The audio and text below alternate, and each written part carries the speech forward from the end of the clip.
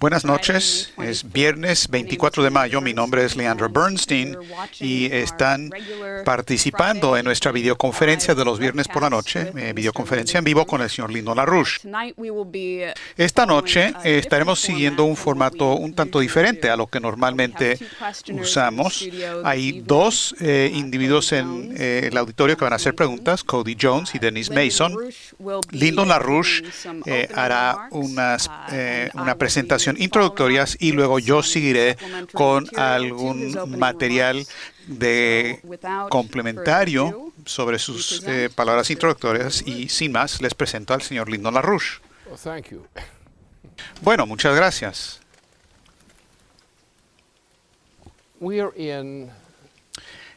Estamos en la crisis más peligrosa de la historia moderna en cuanto a tanto el mundo como Estados Unidos. Esto requiere cierta consideración respecto a las dificultades en las que estamos entrando aquí.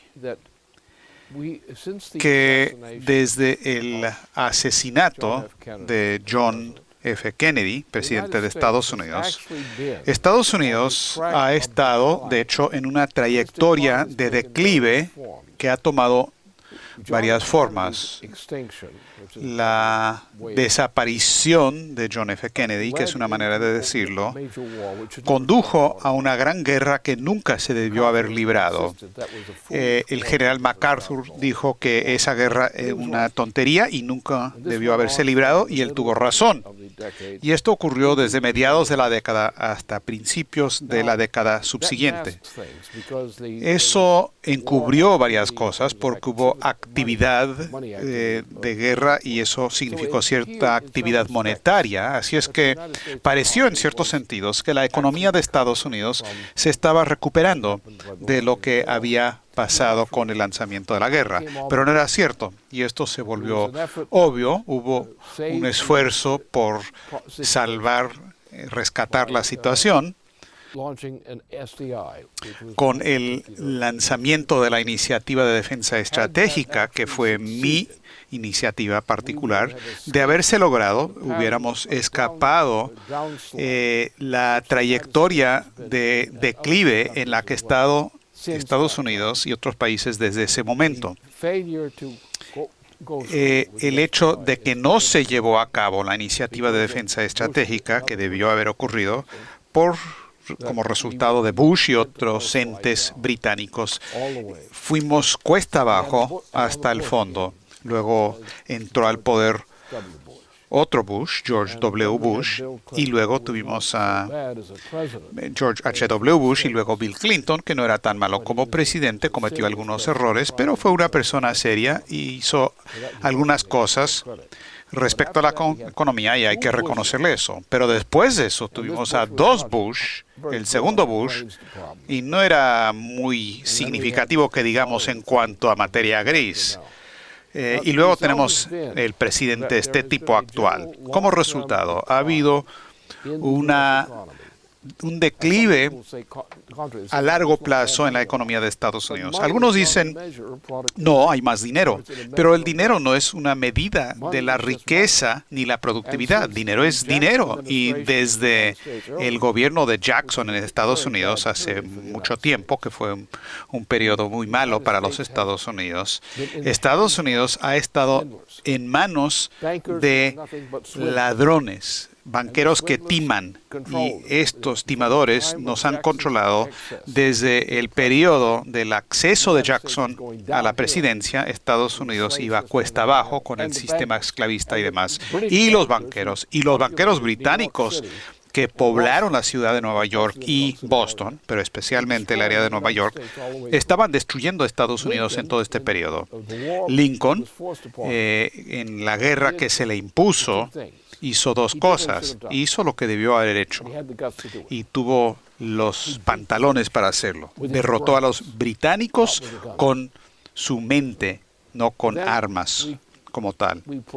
Luego avanzamos por algún tiempo con la gran recuperación de Estados Unidos que salió de esa guerra civil y volvimos a ser nosotros. mismos. Y luego una y otra vez con los banqueros británicos, los banqueros de Nueva York, entraron en control. Pasamos por la Primera Guerra Mundial, que no teníamos por qué haber librado esa guerra, y luego una Segunda Guerra Mundial.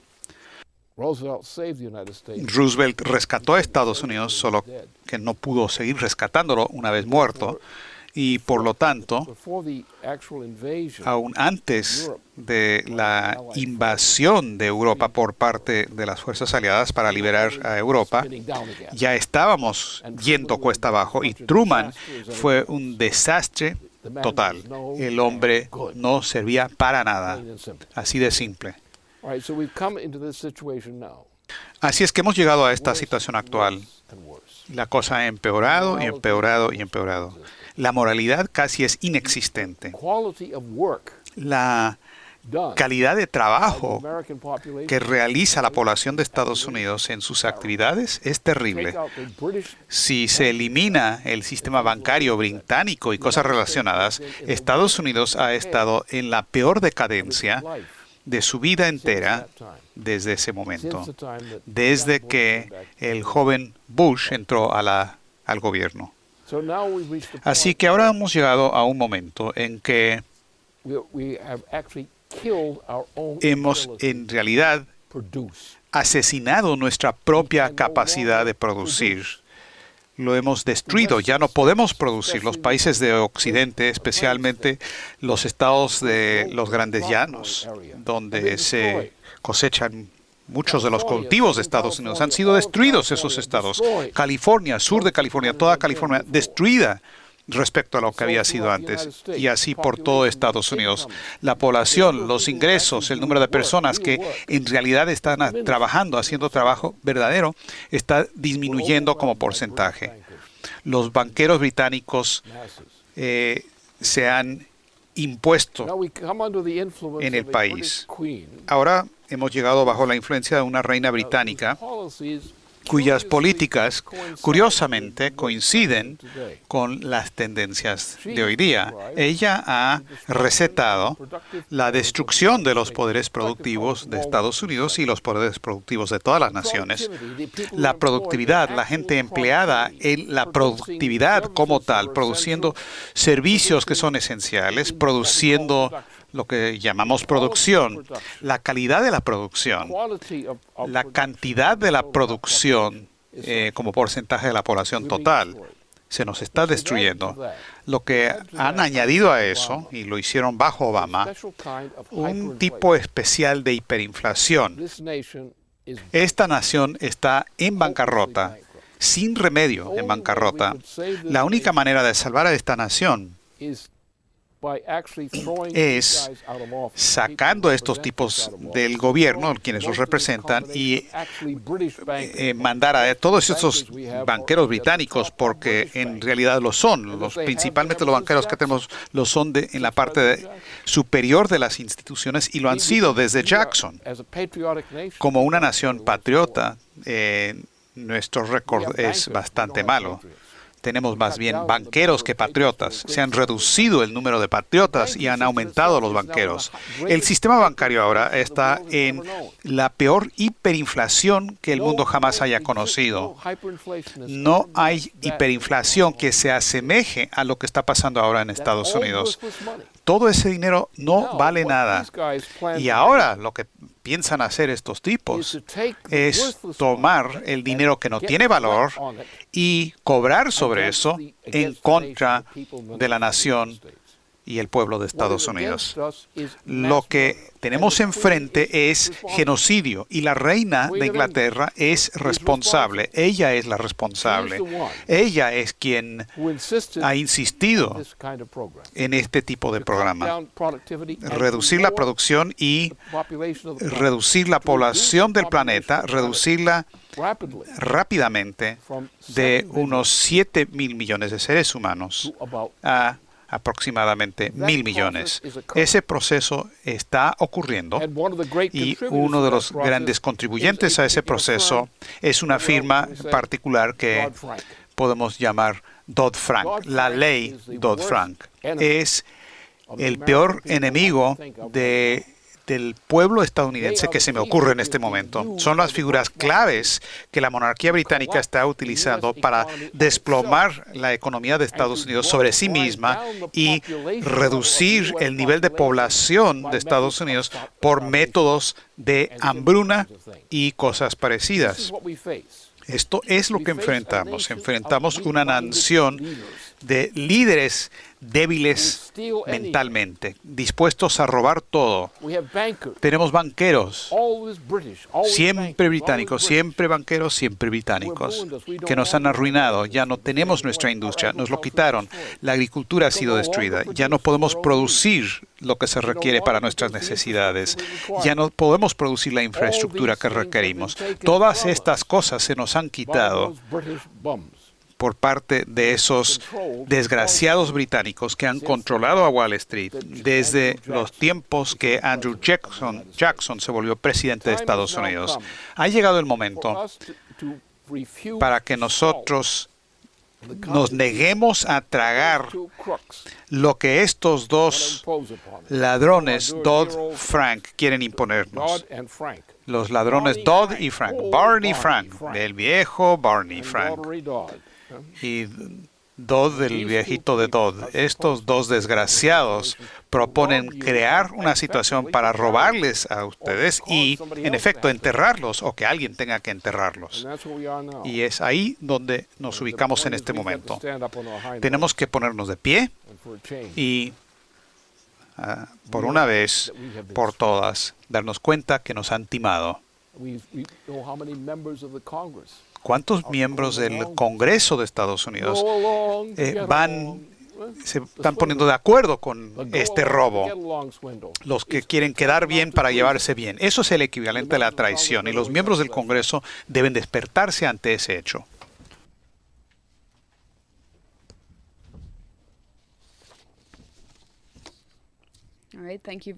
Bueno, muchas gracias por sus palabras introductorias. En este momento, en la videoconferencia, me gustaría presentar algún material complementario para lo que el señor LaRouche acaba de presentar sobre el caso de la ley Dodd-Frank. Ahora, en esta videoconferencia y otras de LaRouche PAC que hemos presentado en el pasado, hemos hecho ciertas bromas respecto a Dodd-Frank. Yo personalmente soy la responsable de hacer bastantes bromas respecto a Barney Frank. El problema de las bromas, dada la gravedad de los hechos, es que esto no es nada chistoso. Lo que tenemos en el Congreso en este momento, han habido varias audiencias para investigar qué fue lo que pasó con la aprobación de la ley Dodd-Frank cuando el presidente Obama lo firmó el 21 de julio del 2010. Han habido reuniones que hemos llevado a cabo, los miembros de la LaRouche PAC. Han habido congresistas que nos han dicho hay que darle tiempo a la ley Dodd-Frank para que funcione. Hay gente que todavía está diciendo que Dodd-Frank es algo que se asemeja a una regulación bancaria o diciendo que no es suficientemente fuerte. Y yo diría que Dodd-Frank va hasta el fondo, porque la ley Dodd-Frank del 2010, entre otras cosas, codifica lo que se llama rescate interno, porque garantiza que Estados Unidos puede llevar a cabo el tipo de rescate interno que vimos en el caso de Chipre en marzo, a fines de marzo de este año. En el lenguaje del preámbulo de Dodd-Frank, dice que va a proteger al contribuyente estadounidense eliminando los rescates externos y esto se haría con rescates internos. El apartado 2 de Dodd-Frank establece lo que se llama la liquidación ordenada y la autorización que tiene la Corporación Federal de Seguros de Depósitos para llevar a cabo esencialmente una recapitalización de un banco que ha caído en quiebra, lo que llaman los G-SIFIs, es decir, una institución financiera internacional de significado global. Si es que quiebra este banco, la agencia de liquidación para liquidar el banco se activa y permite que se resuelva las empresas transfronterizas de estos bancos en base a un documento que fue publicado por la Corporación Federal de Seguros de Depósitos y el Banco de Inglaterra en diciembre del 2012. Esta estrategia de resolución, reorganización de bancarrota que tiene esta agencia es resolver la situación de estas empresas transnacionales de manera que no amenacen la estabilidad financiera y sin poner en riesgo los fondos públicos. En Estados Unidos, la estrategia se la ha elaborado en base a la ley Dodd-Frank y el acta, la Ley de Protección del Consumidor del 2010. Esto significa que habría un solo rescate y le indicaría las pérdidas que van a absorber los acreedores y crear un nuevo ente solvente. En Dodd-Frank, ese ente, esa institución, sería creando una institución de una compañía tipo puente que funcionaría luego en base a la capitalización que se lleva a cabo mediante el rescate interno de esa institución financiera, a saber, mediante los acreedores no asegurados y cualquier persona que tuviera inversiones en esa compañía. En cuanto a los acreedores no asegurados, lo que dice Dodd-Frank dice lo siguiente de manera explícita. Perdón.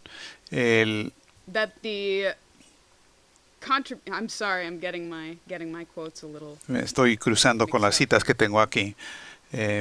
Pero en lo que dice Dodd-Frank de manera explícita, ellos quieren asegurar que los acreedores no asegurados cubren las pérdidas y que no lo hagan los contribuyentes. Y esto se hace ya sea con una quita o que el acreedor no asegurado,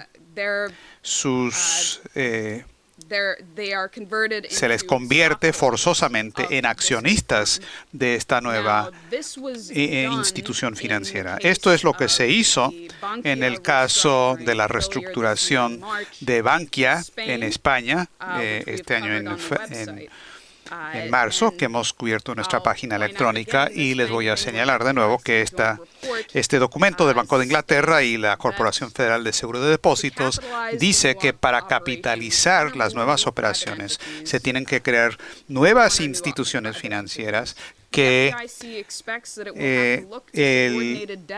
se piensa que van a tener que subordinar cierta deuda y aún acreedores no asegurados como la fuente de capital. Los acreedores entonces van a tener que aceptar una quita para reflejar las pérdidas que los accionistas no pueden cubrir. Cierra comillas.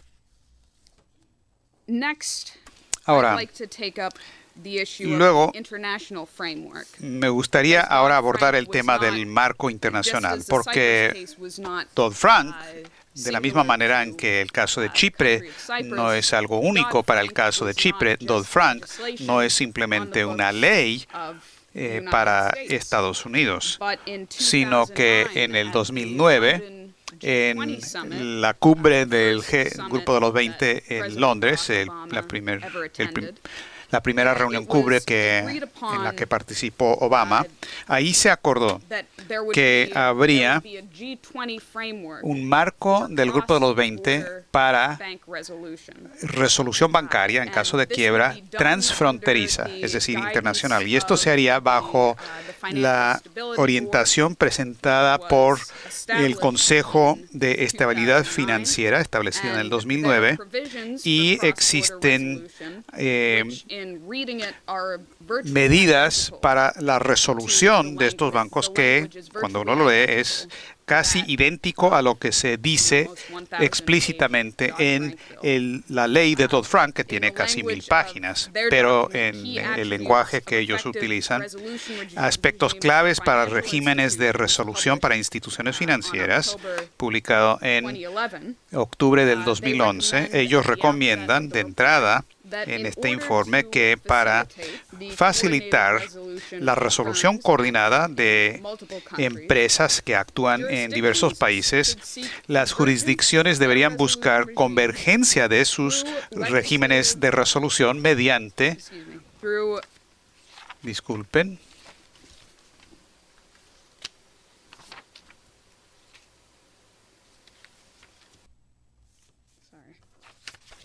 les pido disculpas.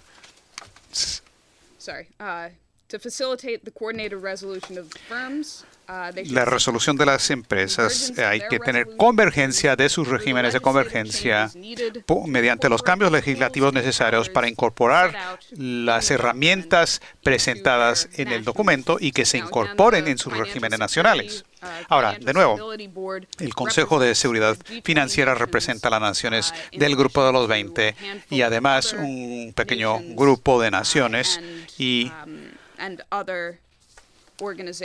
otras organizaciones que incluye el Banco Central Europeo, el Fondo Monetario Internacional, la notoria Troika y demás. Ahora, el informe sigue para plantear que estos regímenes coordinados de rescate interno, y Dodd-Frank es la encarnación estadounidense de esta autorización, esta agencia de resolución debería tener poderes por sobre las sucursales locales de firmas internacionales y la capacidad de utilizar sus poderes para respaldar una resolución internacional o, en casos excepcionales, tomar medidas por cuenta propia donde la jurisdicción nacional no está tomando acciones o actúa de manera tal que no toma cuenta suficientemente del requerimiento para mantener la estabilidad financiera de la jurisdicción nacional. Esencialmente, lo que se está planteando es un régimen de rescate interno internacional dotado de estos poderes para llevar a cabo resolución o rescate interno internacional transfronterizo. Por ejemplo, en el caso de Estados Unidos tenemos los bancos del Reino Unido tenemos mucho endeudamiento al respecto de eso. Si se desata este mecanismo de bancarrota, reorganización en el Reino Unido, nos afectaría directamente. Si ellos fueran a activar eso, a diferencia de que lo activaría Estados Unidos, entonces se nos jalaría a nosotros a un rescate interno en base a lo que plantea Dodd-Frank, simplemente porque lo solicita el Reino Unido. Ahora, ese es un caso hipotético, pero también es un caso hipotético probable. Ahora bien, el punto final que quiero señalar es que es el tema de la diferencia entre lo que ocurre en una bancarrota ordinaria y lo que se está planteando aquí, porque es muy diferente. No obstante, lo que se ha hecho con las leyes de reorganización bancaria en Estados Unidos desde que se replanteó eso en el 2005, pero la Universidad de Cornell, el Instituto de Información Legal de la Universidad de Cornell, dijo que, según el apartado 2 de Dodd-Frank, eso garantiza que los pagos a los acreedores es tanto como lo que hubieran recibido estos acreedores bajo una reorganización por bancarrota. El único problema con eso es que la liquidación bajo la resolución se hace a discreción de quien recibe el dinero. En este caso es la Corporación Federal de Seguros de Depósitos, y para rescatar lo que según el que recibe es la parte más crítica para la estabilidad financiera. Eso tiene prioridad por encima de lo que se establece en Dodd-Frank. Ellos dicen que la estabilidad financiera es lo más importante que todo. Ahora, como sabemos del sistema financiero actual, los bancos que estarían sujetos a estas resoluciones transfronterizas son entes tremendamente apalancadas, tremendamente subcapitalizadas y tienen llamados activos en la forma de, por ejemplo, derivados financieros, seguros de depósito y otros contratos cuyo valor, donde el respaldo a estos contratos quiere decir que se tendría aparentemente estabilidad o solvencia del banco. Ahora bien, estamos hablando de una liquidación ordenada, a diferencia de una liquidación desordenada. Si usted fuera a crear incertidumbre en el valor de cualquier categoría de estos activos, con esto se desataría una liquidación desordenada, que no es lo que quieren lograr con este rescate interno con Dodd-Frank. Ahora, en un informe del Fondo Monetario Internacional que se llama De rescates externos a los rescates internos, la liquidación desordenada puede crear riesgos para la estabilidad financiera general a través de riesgos de contrapartes y riesgos de liquidez y a través de riesgos de contagio. Así que la única manera en que estos tres riesgos se pueden evitar, según ellos, es respaldar el valor nominal de esas cosas que en caso de incertidumbre desatarían estos tres riesgos. Y como se plantea en la ley Dodd-Frank, como se plantea en cada una de estas de estos informes internacionales, la estabilidad financiera es la cosa más importante que hay que proteger. Ahora bien,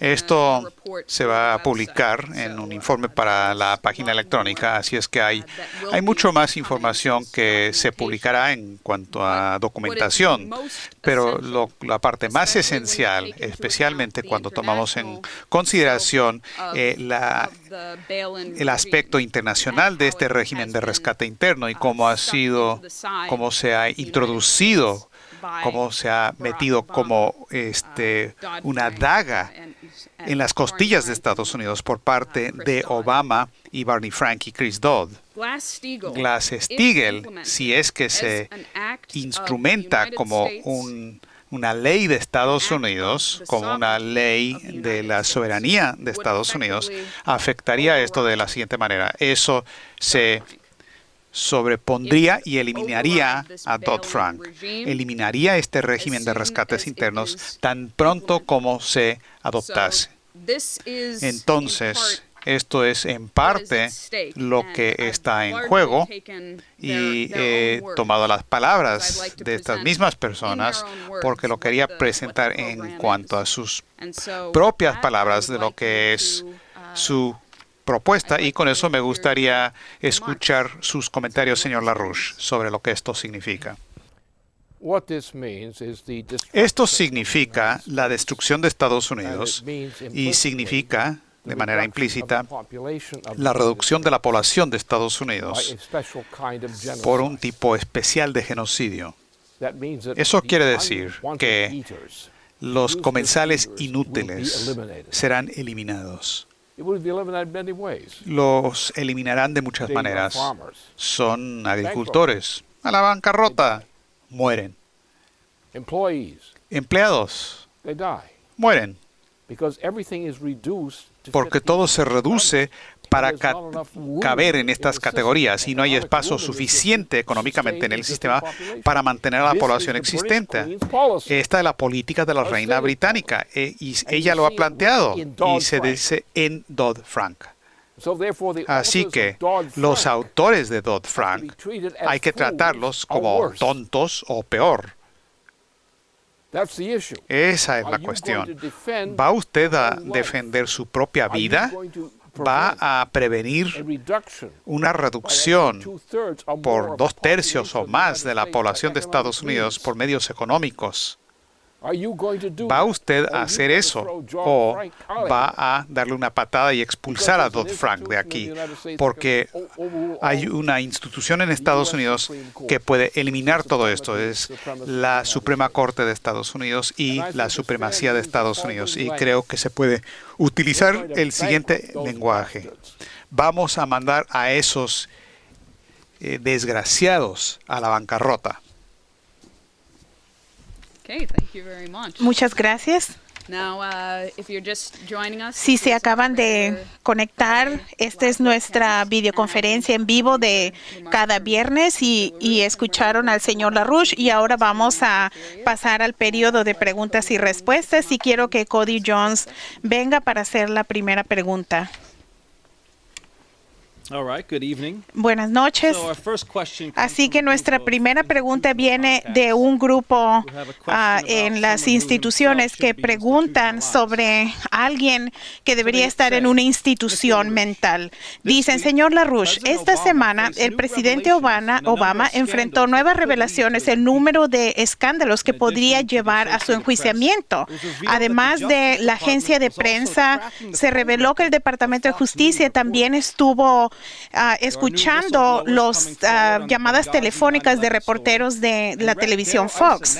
También hay gente que han revelado que después de la crisis del 11 de septiembre, están diciendo que apoyan a los republicanos que quieren que siga esta investigación. Y también está el escándalo sobre el servicio de impuestos internos, un escándalo que ya ha llegado a la Casa Blanca. Como resultado, el consejero de la IRS, este comportamiento impacta a cada vivienda estadounidense. Y ahora las acusaciones de los ataques de Obama, sus oponentes están ganando más personas y que hay más poder que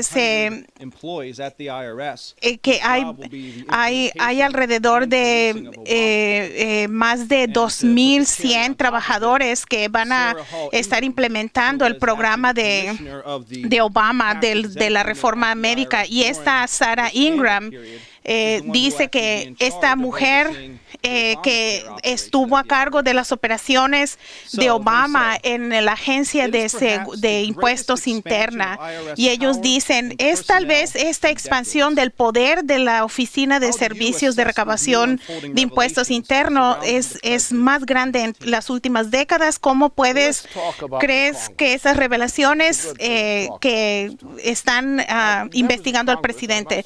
Los miembros del Congreso, debo decir que algunos de ellos ellos están actuando como verdaderos tontos cuando asumen que sus privilegios como miembros del Congreso de alguna manera significa que van a tener esta legislación. Ese es el punto. ¿Estás dispuesto? Y vamos a enfrentar a los miembros del Congreso en particular con su culpa en este punto. Van a asistir en la legislación y otras medidas que van a hacer que aumente la tasa de muertes en su población en gran escala. Por lo tanto, el Congreso debe dejar de ser el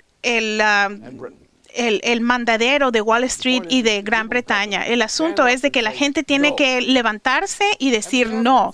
Y tenemos autoridades, hay individuos que son mayores de lo que acabas de mencionar, que la Constitución de Estados Unidos, por ejemplo, el poder de la Corte Suprema, toda esta basura puede ser eliminada de manera pacífica con estas medidas. El Congreso debe encontrar su honestidad y sus agallas, y la gente a los que ellos sirven deben exigir esto en esos miembros del Congreso. Deben dejar de ser títeres. Debemos usar la Constitución estadounidense con su intención original y debemos aprender las lecciones de la historia de esta nación. No somos súbditos y no debemos someternos a una política europea. Creamos a un Estados Unidos para escapar de la política europea. Eso fue desde el principio. Fue la esencia de la operación de la Bahía de Massachusetts y todas las peleas para establecer la Constitución de Estados Unidos. No nos sometemos a los acuerdos y enredos de fuerzas extranjeras. Y en base a esto, Glass-Steagall prevalecerá. Y Obama y sus amigos se les saca. Es una violación de nuestra Constitución. Y eso son de una cuestión de principio más